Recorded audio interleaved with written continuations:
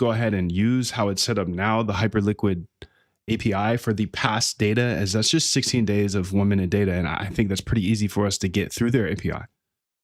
And then for the actual live trading stuff, future data coming through, that's, you already have the tick data for that. You know what I'm saying? So look through the code and through all of the 4 bots and answer that question for me, because we might be able to just do that, use past data from the API Hyperliquid, and then for new data and things like that, we use a MoonDev API so we don't get rate limited. Thank you.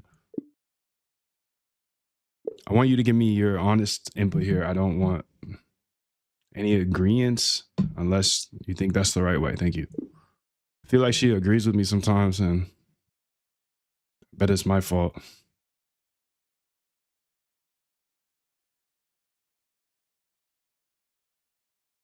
Okay, in reality, the question is that. So let's see what she's doing. Either way, I think this is going to be fire.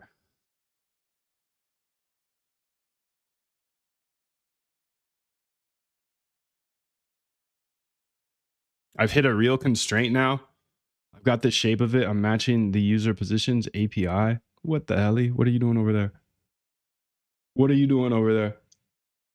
Yes, the hybrid split is the right move here. Honest answer for this repo. The rate limit pane is not the historical poll. It's the repeated live reads during entry exit management across multiple bots. Looking through the code, all 4 live bots hammer the same small set of functions over and over and over again. Yes. That means the clean architecture is Hyperliquid for the one-time historical backfill discovery, MoonDev for ongoing. Okay. Hyperliquid private exchanges API for actual execution. Yes, that's fine. That is the correct split. If your goal is to keep old math, interact with, yes, that's the way. That's the way. I think this is the way. The current bots are not really using 1 minute directly. The repo is configured to resolution 1 hour. Beautiful. The important legacy requirement is having roughly 400 hours. The repo does not already contain a trustworthy full backup of that. There's historical data. My recommendation, keep the Hyperliquid historical polls for the backfill. That is low frequency, easy to cache. Use MoonDev for all live reads for the recent candles, order book, track, symbol, universe, etc. Keep execution on Hyperliquid private endpoints. In other words, use HL for past, MoonDev for now. Why I think that's right. It preserves the old research, discovery math. It removes the exact part that is operationally painful. Many concurrent live reads while split testing several bots. It avoids forcing MoonDev to solve long window historical replication immediately if we can just use HL. What I would do operationally at startup, pull and cache the historical data from Hyperliquid, then append the new bars, rebuild the rolling series in memory form. That gives you continuous and low API pressure, continuity. The one caveat, if you seed with HL candles and continue with MoonDev tick derived bars, you need bar construction consistency. That's the tricky thing.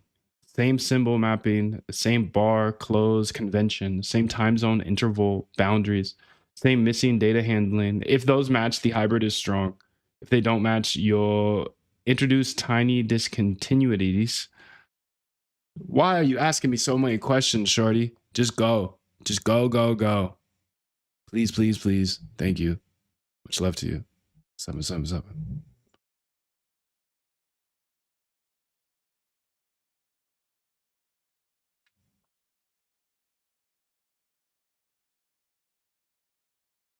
So my honest input is this. Yes, use Hyperliquid for past data. So tell me this. Now talk to me about this. Where in the code are we going to need to append the data to?